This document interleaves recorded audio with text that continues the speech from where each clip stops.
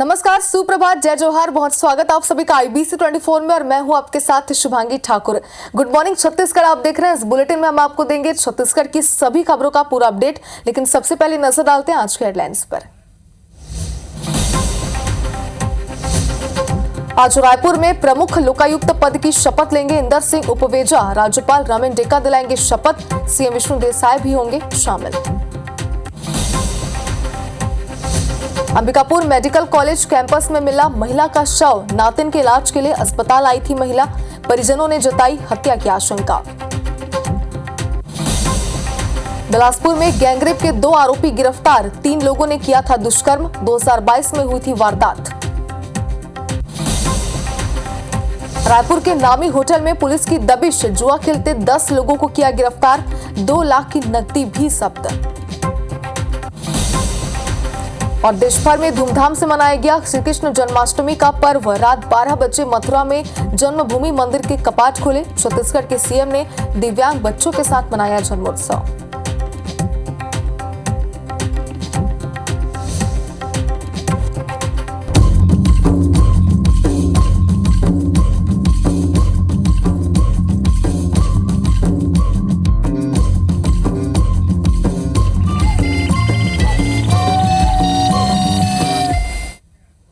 और हेडलाइंस के बाद बुलेटिन की शुरुआत करते हैं इस वक्त की बड़ी खबर के साथ। अंबिकापुर से आपको दिखा दें, जहां फांसी पर महिला का शव लटकता हुआ मिला है।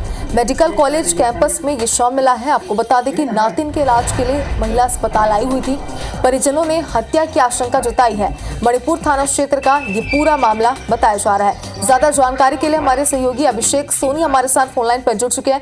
अभिषेक, अब तक कार्रवाई कहां तक पहुंची, किस एंगल से मामले की जांच जारी है? देखिए शुभांगी, जिस तरह से महिला का शव मिला है और मेडिकल कॉलेज अस्पताल कैंपस के ही एक पेड़ पर फांसी से लटकती लाश मिली है और जो शव है उस पर चोट के निशान भी देखे गए हैं। यही कारण है कि जो परिजन हैं वो हत्या की आशंका जता रहे हैं और पुलिस जो है वो सभी बिंदुओं पर जांच कर रही है। मैं बता दूं कि ये जो मृतका है श्यामपति, वो राजपुर थाना क्षेत्र के परसवार कला गांव की रहने वाली है। उसकी नातिन को सर्पदंश के शिकार होने के बाद मेडिकल कॉलेज अस्पताल में उपचार के लिए लाया गया था और रविवार की रात वो बिना बताए कहीं चली गई थी, ऐसा परिजनों का कहना है। और सोमवार की देर शाम रात जो वहां पर मेडिकल कॉलेज अस्पताल का जो नेत्र विभाग है, वहां के ठीक पीछे पेड़ से लटकती लाश मिली है। लाश चूंकि बैठी अवस्था में है, ज्यादा ऊंचाई पर ये पेड़ नहीं है और साथ ही साथ जो मृतका के जो शरीर पर कई तरह के चोट के निशान हैं। यही कारण है कि आशंका जताई गई है। FSL की टीम बुलाई गई थी। पुलिस हर बिंदुओं पर जांच कर रही है और उसका कहना है कि जब तक PM रिपोर्ट नहीं आएगा तब तक इस मामले में कहना संभव नहीं है कि हत्या है आत्महत्या। तो कहा जा सकता है कि एक सनसनीखेज घटना मेडिकल कॉलेज अस्पताल कैंपस में घटी है और उसके बाद पुलिस जांच में जुटी हुई है। चलिए, तो क्या खुलासा होते हैं इस तरह का अपडेट आप जरूर आपसे लेंगे। फिलहाल अभिषेक, बहुत शुक्रिया आपका तमाम जानकारी के लिए। और अब बड़ी खबर है जगदलपुर से, जहां तालाब में 2 मासूम डूब गए। दोनों बच्चों की डूबने से मौत हो गई है। बेहद ही दुखद खबर आप तक पहुंचा रहे हैं। एक ही परिवार के ये दोनों बच्चे बताए जा रहे हैं। भानपुरी थाना क्षेत्र के पिपलावन की पूरी घटना है। तो कैसे ये पूरा हादसा हुआ है, फिलहाल जानकारी अब तक सामने नहीं आई है, लेकिन दुखद खबर है क्योंकि एक ही परिवार के ये 2 बच्चे थे जिन्होंने अपनी जान गंवा दी है। और राजधानी रायपुर का रुख करते हैं, जहां के नामी होटल में पुलिस ने दबिश दी है। जुआ खेलते हुए 10 जुआरी गिरफ्तार हुए हैं। रूम नंबर 115 में जुआ खेलते समय इनकी गिरफ्तारी हुई है। 2 लाख नकदी समेत ताशपत्ती जब्त की गई। तेलीबांधा थाना पुलिस की ये पूरी कार्रवाई है। तस्वीर आपके टीवी स्क्रीन पर है, जहां जुआ खेलते गिरफ्तारी यहां पर की गई है। तहसीन जैदी हमारे सहयोगी फोनलाइन पर हमारे साथ जुड़ चुके हैं। तहसीन, कैसे पुलिस को सूचना मिली थी, कैसे पुलिस ने दबिश दी और अब तक की कार्रवाई बताइए। देखिए, तेलीबांधा इलाके में एक नामी होटल है, काफी पुराना होटल है। उसके कमरा नंबर 115 में इस बात की सूचना मिली थी कि कई लोग जो हैं वहां पे इकट्ठा होकर कुछ ताश पे पत्ती पे दाव लगा रहे हैं। इसी बात को लेके जब छापामार कार्रवाई की गई, तेलीबांधा थाना पुलिस की और साइबर सेल की स्पेशल टीम वहां पे बनाई गई और उसको जब दबिश दी गई तो वहां पे 10 जो जुआरी हैं, जो बताया जा रहा है हाई प्रोफाइल कारोबारी घराने के लोग हैं, तो उन लोगों को धरा गया। उनके पास से 2 लाख रुपए और ताश पत्ती इसमें जब्त की गई है और इसके बारे में पुलिस के आला अधिकारी से लेके जूनियर अधिकारी तक बताने से कुछ भी बताने से बच रहे, क्योंकि सभी हाई प्रोफाइल कारोबारी घराने के हैं। तो इस वजह से अभी पुलिस ज्यादा कुछ बोलने को तैयार नहीं, लेकिन एक ये बड़ी कार्रवाई जो है पुलिस ने ये की है, कल देर रात की कार्रवाई है और इन सब पे छत्तीसगढ़ जुआ एक्ट की धारा 5 के तहत जो है वो इसमें मामला दर्ज किया गया और सभी को गिरफ्तार किया गया। लेकिन एक बड़ी कार्रवाई रायपुर पुलिस ने की है देर रात। जी चलिए तहसीन, तो जैसे कि जानकारी आप दे रहे हैं, हाई प्रोफाइल ये मामला है कहीं ना कहीं, और आगे क्या कुछ बातें निकलकर सामने आते से लेकर अपडेट लेंगे। बहुत शुक्रिया तमाम जानकारी के लिए। और वाड्रफनगर की बात करते हैं, जहां मूसलाधार बारिश जारी है। बारिश से जनजीवन अस्त व्यस्त हो गया है। वाड्रफनगर चलगली मार्ग की सड़क तेज बहाव में बह गई और इस वजह से आवागमन बाधित हो गया है। 20 गांवों का ब्लॉक मुख्यालय से संपर्क भी टूट गया है और बिजली गुल होने से अंधेरे में 50 गांव डूब चुके हैं। तो कितनी ज्यादा लोगों को दिक्कतें हो रही है आप देख सकते हैं। हालांकि वहां बारिश के बाद क्या स्थिति सी कुछ तस्वीरें भी हमारे पास आई है जो इस वक्त हम आपको दिखा रहे हैं। आवागमन तो बाधित हुआ ही है, लेकिन बिजली की समस्या से भी लोगों को जूझना पड़ रहा है।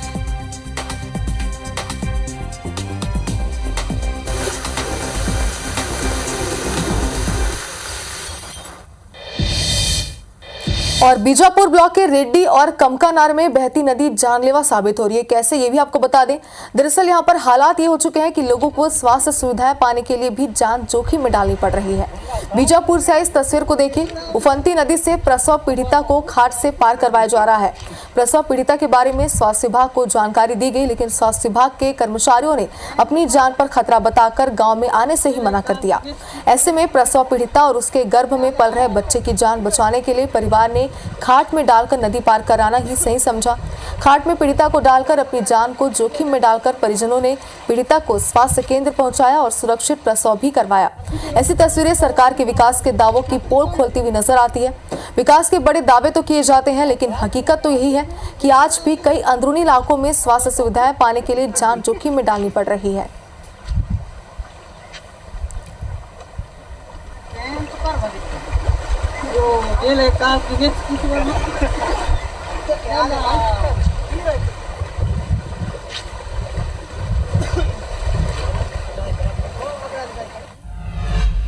और इसी बीच अब राजधानी रायपुर से आपको बड़ी खबर दिखा देते हैं, जहां प्रमुख लोकायुक्त पद की आज शपथ है। इंदर सिंह विवेजा शपथ लेंगे और राज्यपाल रमेश टेका उन्हें शपथ दिलाएंगे। राजभवन में आज दोपहर 12:15 में शपथ ग्रहण समारोह होगा और इस समारोह में मुख्यमंत्री विष्णुदेव साय भी शामिल होंगे।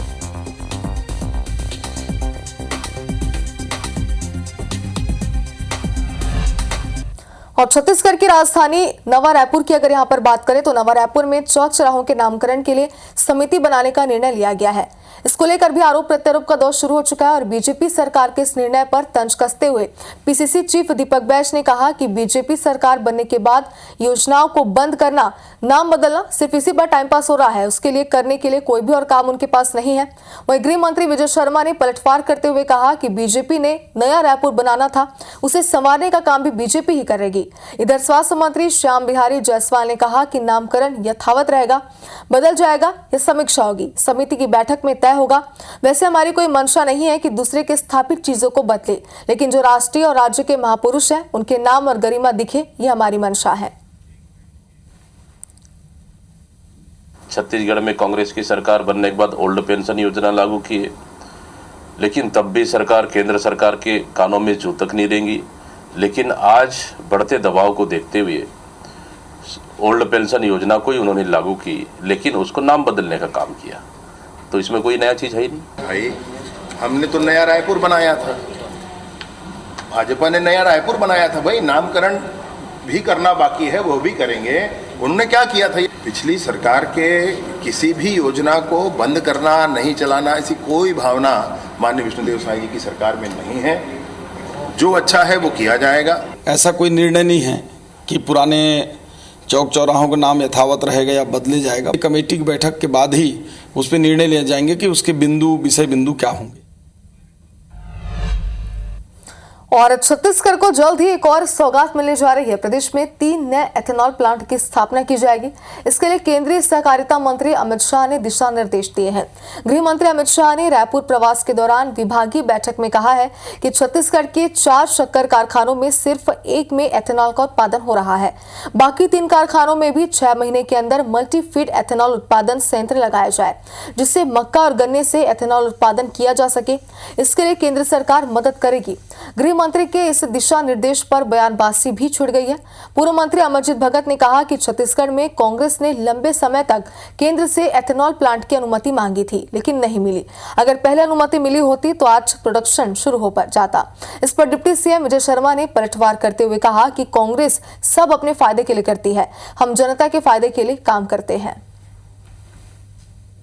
हम लोगों ने कई बार तत्कालीन मुख्यमंत्री जी भूपेश बघेल जी के नेतृत्व में अनुमति मांगा था, लेकिन अनुमति न मिलने की वजह से विलम्ब हुआ। अगर अनुमति मिल गया होता तो अभी तक तो सब जगह संयंत्र भी लग गया होता, प्रोडक्शन भी शुरू हो गया होता। क्यों उनके मंत्री ने इस बात को कह करके इस्तीफा दे दिया कि मैंने बार बार मुख्यमंत्री जी से आग्रह किया, परंतु प्रधानमंत्री आवास के नाम से उन्होंने राशि जारी नहीं की, अतः मैं इस विभाग को छोड़ता हूं। ये उसी कैबिनेट के मंत्री का कहा हुआ विषय है। इसलिए मैं सोचता हूं कि हमको आगे की दिशा में सोचना चाहिए। वो क्या कर रहे हैं, क्या सोच रहे हैं, उससे सरोकार ज्यादा नहीं हो। और छत्तीसगढ़ के पूर्व डिप्टी सीएम टीएस सिंहदेव का इलाका अंबिकापुर में सड़कों की हालत बेहद खराब है। तस्वीरें भी आप तक पहुंचाएंगे। नगर निगम से लगी हुई सड़कें इतनी जर्जर है कि सड़कें अब चलने लायक ही नहीं बची। दरअसल अंबिकापुर शहर में पीडब्ल्यूडी और नेशनल हाईवे की सड़कें गुजरी है, जिनकी हालत बेहद खराब है। कुछ दिन पहले सरगुजा सांसद चिंतामणि महाराज ने मरम्मत के निर्देश दिए थे, लेकिन कुछ ही सड़कों का मरम्मत हो पाया। वहीं पूर्व डिप्टी सीएम टीएस सिंहदेव ने सड़कों का निरीक्षण किया और जन सहयोग से मटेरियल उपलब्ध कराकर खुद सामने रहकर गड्ढों को भरवाया है। इस दौरान प्रदेश सरकार पर संवेदनशीलता और का भाव उन्होंने लगाया।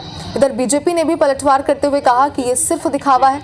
5 साल कांग्रेस की सरकार थी, लेकिन कुछ नहीं किया, आप दिखावा कर रहे हैं। तो तात्कालिक यही है कि अब नागरिक सामने आ गए, ये सरकार नहीं कर पा रही है, उनके पास पैसा नहीं है, तो हम लोग करते हैं। प्रशासन को चाहिए और विशेष करके विभाग को चाहिए कि तात्कालिक भी और अगले बरसात के पहले ऐसी स्थिति बनाए कि फिर से ये स्थिति ना हो। टीएस सिंह इसके अलावा कर क्या सकते हैं आरोप लगाने के अलावा? इनके पास जब 5 साल का पूरा समय था, इनका सरकार था कि किसी तरह के काम कराइए, मरम्मत कराइए, कोई नया इंफ्रास्ट्रक्चर डेवलप नहीं हुआ। ये तो केवल एक राजनीतिक प्रदर्शन कर रहे हैं, कोई निराकरण की चिंता इनको थोड़ी है। 5 साल कभी चिंता किए नहीं, ना इनकी सरकार चिंता करी 5 वर्षों में। IBC 24 number 1 news channel in Madhya Pradesh, Chhattisgarh.